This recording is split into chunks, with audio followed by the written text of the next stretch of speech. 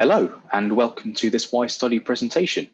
My name is Rob and I am a second year PhD student at the University of Manchester. I'm currently a member of the Advanced Biomedical Materials Centre for Doctoral Training, which is twinned with the Universities of Manchester and Sheffield.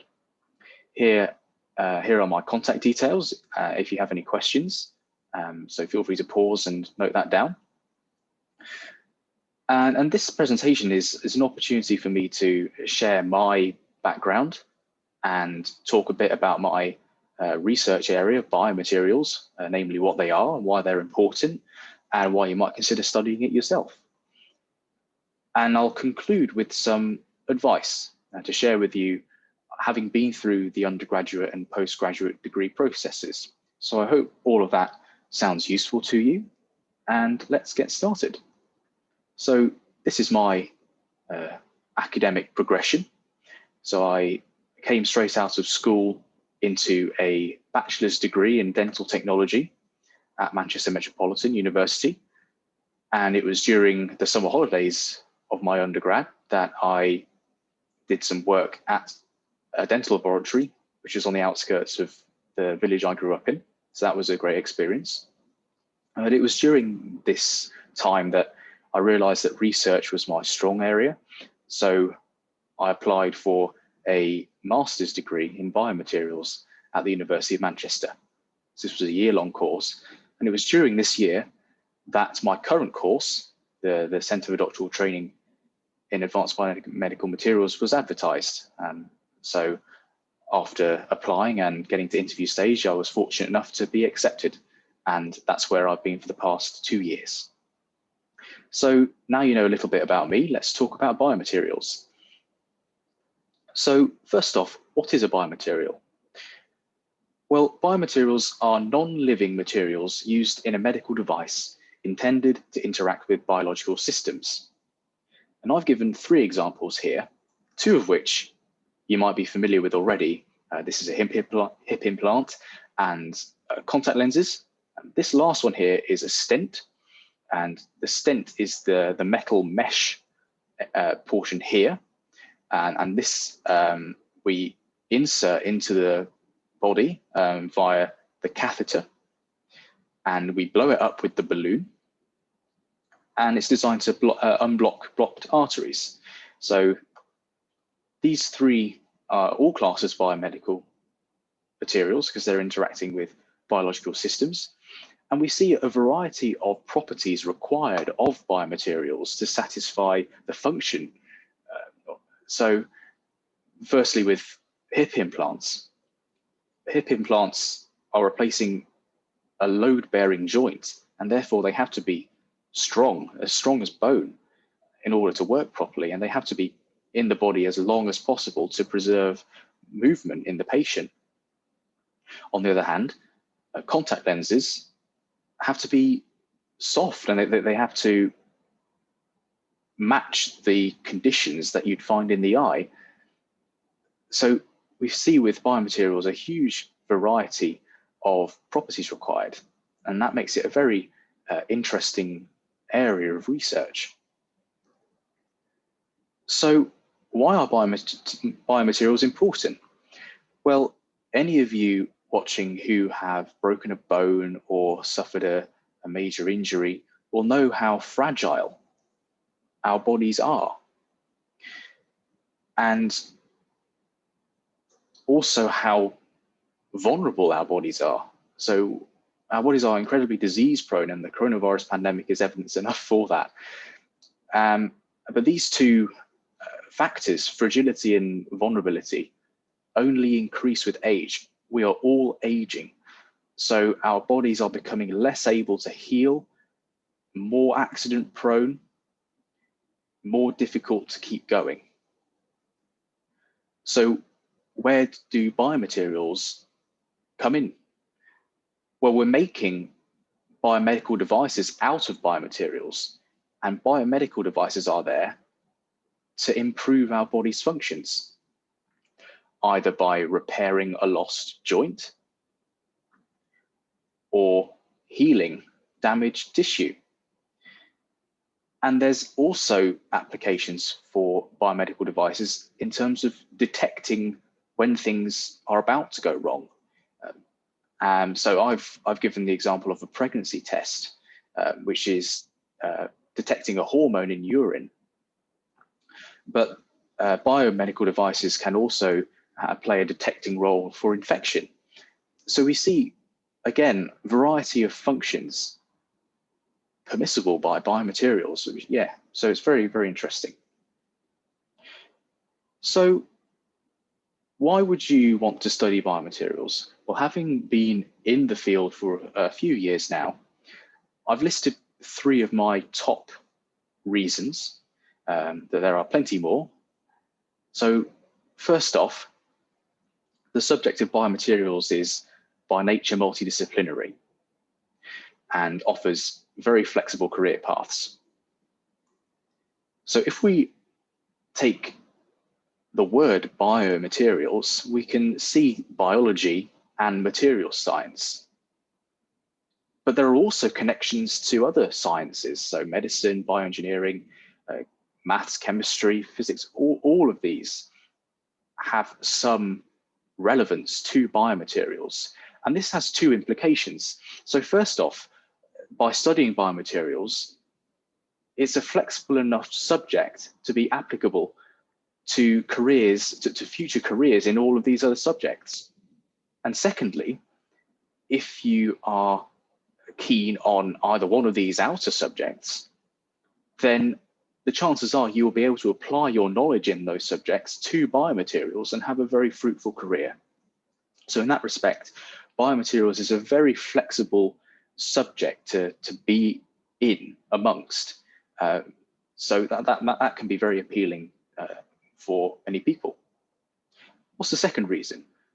Well, the second reason is related to demand for biomaterials researchers, because the fact is the population is getting older.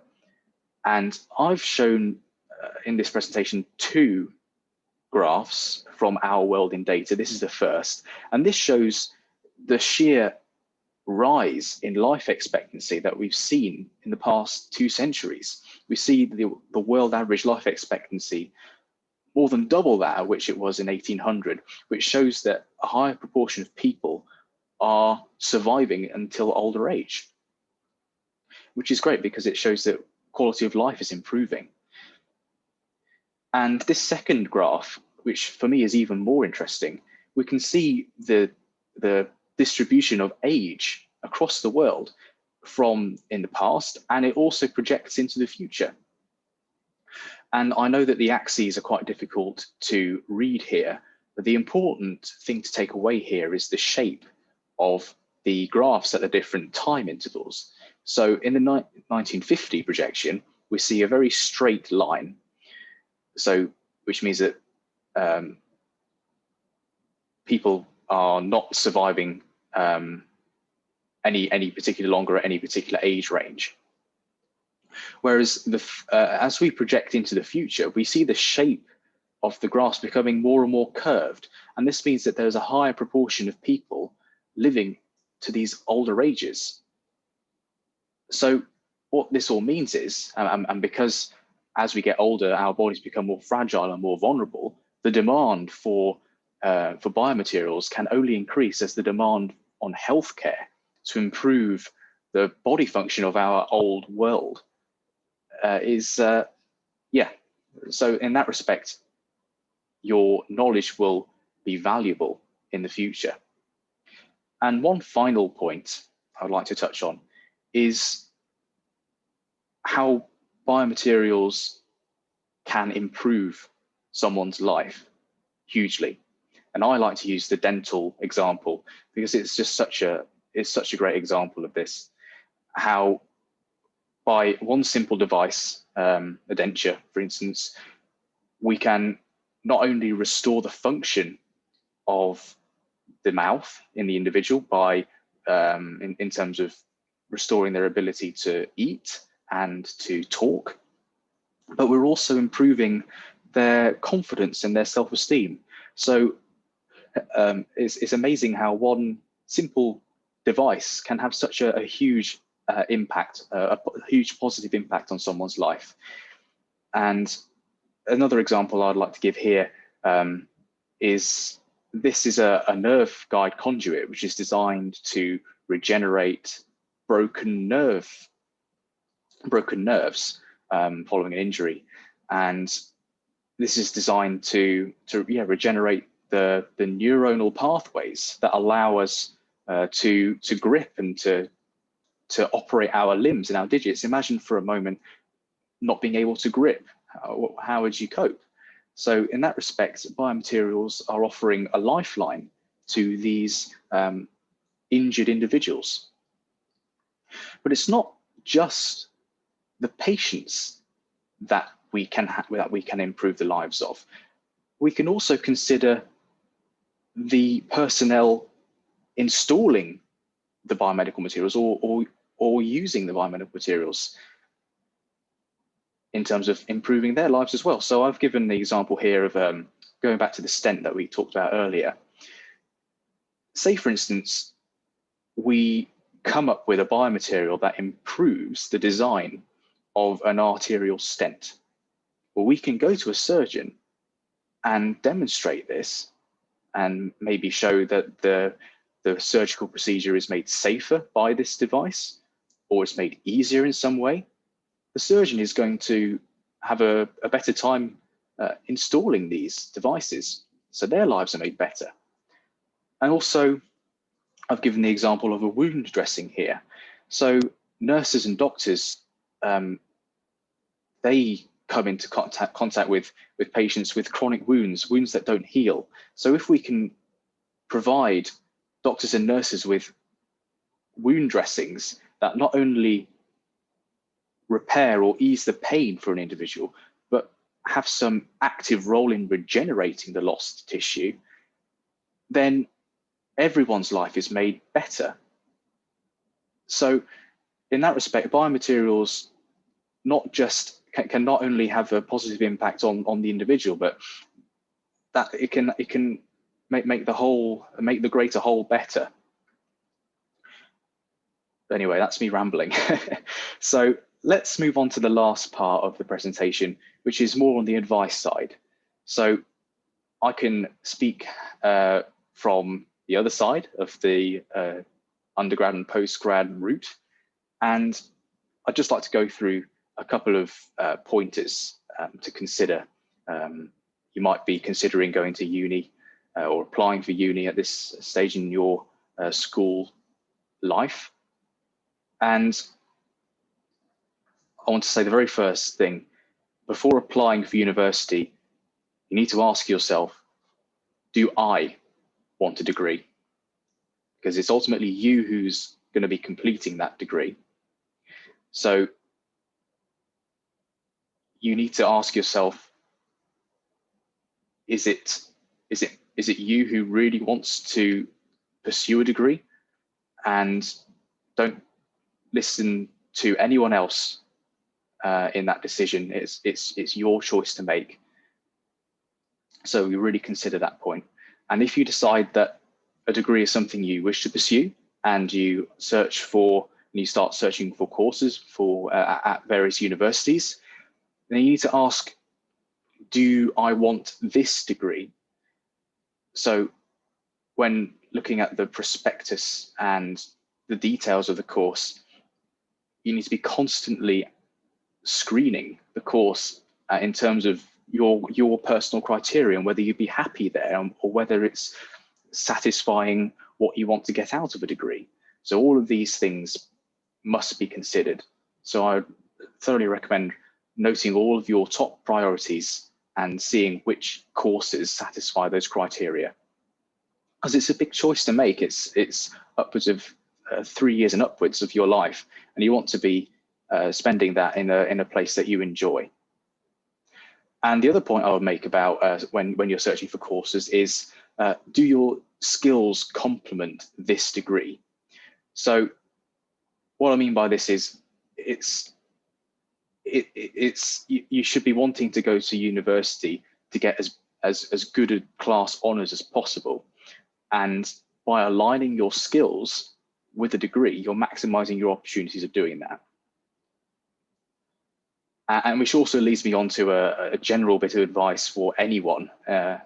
So those of you thinking of applying to university or not, I would say it's far better to be guided by your skills and not your current career choice, because the world is moving by so quickly now that there is no such thing as a career.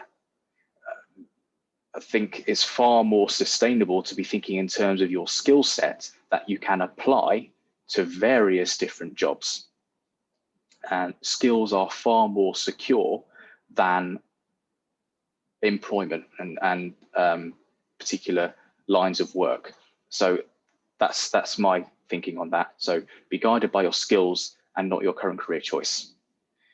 And one final parting request I have for you is to remember this word. This is a Japanese word called Ikigai. And there are various translations into English from this word. Some examples include a reason for being, or what makes life worth living, or a reason to get up in the morning.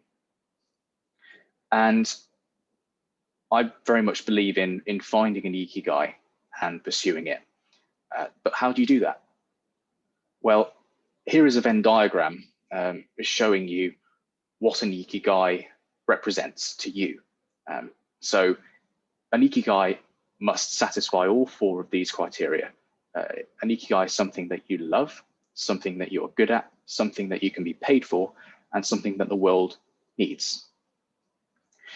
So how do you go about finding one? Well, I recommend you drawing out this Venn diagram or drawing out a chart of the four areas and writing your hobbies in those. And if you find something that satisfies all four of those, then go for it, and you'll have a very happy life. If you haven't got one yet, then I would recommend starting at the top here, starting with what you love. Because the chances are something you love is something you do a lot. And if you do something a lot, then you've got lots of practice. And lots of practice generally means you're good at it. So these two often complement each other. And then it's just a case of figuring out a way of satisfying these other two.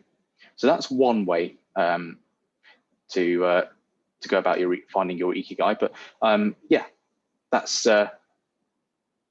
basically all I had to say for this presentation.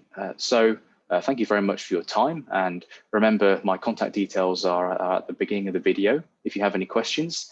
And yes, have a good time.